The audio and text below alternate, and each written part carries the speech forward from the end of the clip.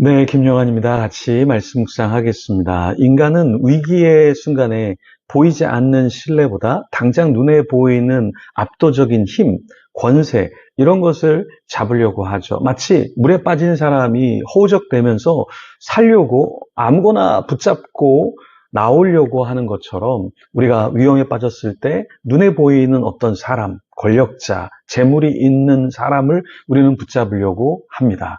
그런데 이 권력이라는 것이 자기 희생적이지 않죠. 권력자는 자기 위주로 살아가잖아요.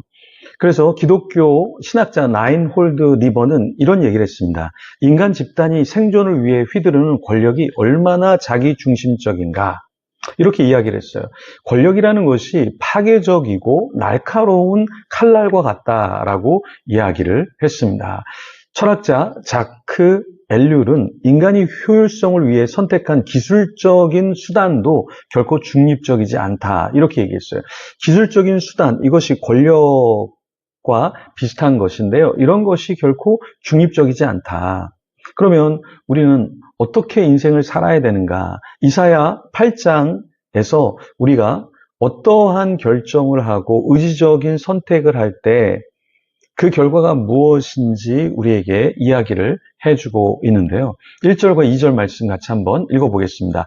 여호와께서 내게 이르시되 너는 큰 서판을 가지고 그 위에 통용 문자로 마할 살렐 하스바라 쓰라. 내가 진실한 증인 제사장 우리아와 여벨의 기스야의 아들 스가랴를 불러 증언하게 하리라 하시더니, 하나님은 왜 큰 서판에 예언 말씀을 기록하게 하셨을까요? 이것은 모든 백성이 다 볼 수 있도록 공식적으로 알리라라고 말씀한 것이죠.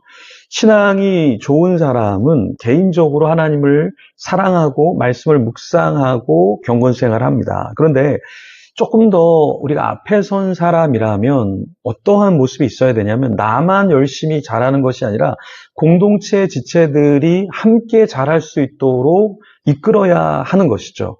하나님께서는 그냥 어떤 선지자, 이사야 혹은 에스겔, 예레미야 이런 사람을 불러다가 너만 알고 있어, 너만 징계를 안 받으면 좋겠어, 이렇게 말씀하시지 않았죠.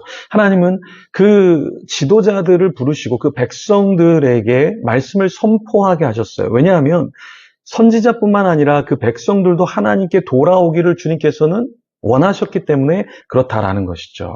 왜 선지자는 계속해서 말씀을 전해야 할까요? 사람들은 무너져요.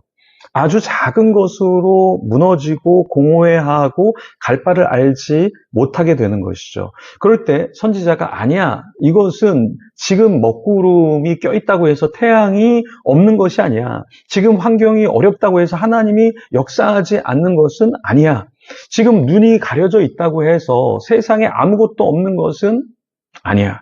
그래서 우리가 어떤 상태에 있는지를 계속해서 선지자는 어떻게 해야 됩니까? 공식적으로 알려야 하는 것이죠.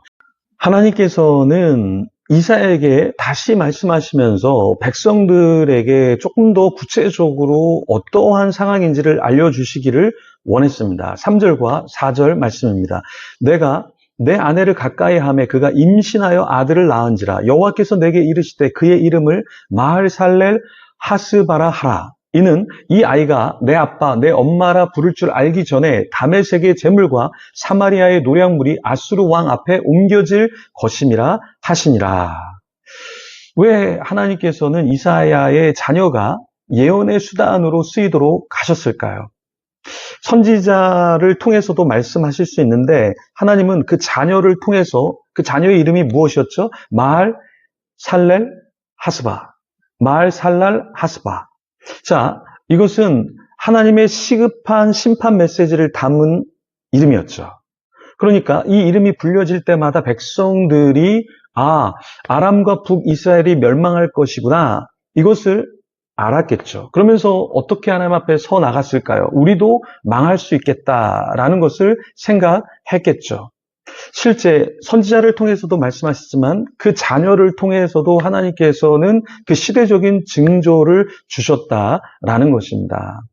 선교지에 가면 선교사님이 열심히 사역을 하셔요. 그래서 정말 저 선교사님 귀하다, 이런 생각이 들었었는데요. 프랑스 파리에서 근데 그 선교사님의 자녀들이 4명이 있었는데요. 좀 나이 든 자녀도 있지만 어린 자녀가 있었는데 그 어린 자녀가 프랑스어로 제가 어떤 분하고 이야기를 할 때 제가 프랑스어를 할 줄 모르니까 중간에서 통역을 해주더라고요.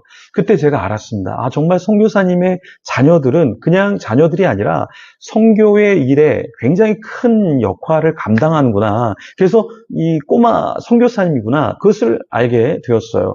오늘도 이 본문에서 우리에게 알려주는 것은 하나님은 나 자신을 사용하지만 나의 자녀를 또 부모님을 가치 있는 지체들을 통해서 시대적인 메시지를 주신다라는 것입니다. 우리가 연합사경회를 해요. 홀리나잇도 하고 또 밤별도 하고 개척 미자립교회 캠프도 합니다. 그런데 우리가 이런 예배를 통해서 교회에서 듣지 못한 메시지를 들을 때가 있고 또 교회에서 어떤 사람을 통해서 깨닫지 못한 삶의 모습을 다른 사람을 통해서 보면서 도전을 받을 때가 있죠. 어린 다음 세대를 통해서 또 선생님을 통해서 어떤 집회 인도자를 통해서 메시지나 그 삶을 통해서 우리는 도전을 받게 되죠.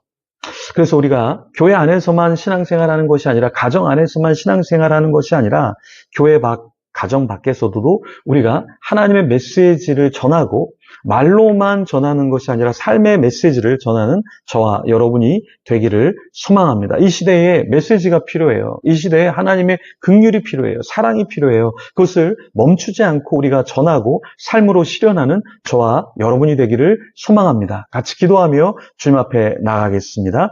하나님 감사합니다. 이사야를 부르시고 공식적인 메시지를 백성들에게 전해주시니 감사합니다. 나를 불러주시고 나를 통해서 이 시대에 들려져야 할 메시지가 선포되게 하시고 삶의 열매를 통해서 하나님이 살아계시고 하나님이 어떻게 역사하시는지를 보여줄 수 있도록 함께하여 주시옵소서. 감사합니다. 하나님 쉬지 않게 하여 주시고 주님의 뜻을 전달하는 자가 되게 하여 주시옵소서. 감사합니다. 예수님 이름으로 기도드립니다. 아멘. 우리 시간에 같이 기도하며 주님 앞에 나아가겠습니다.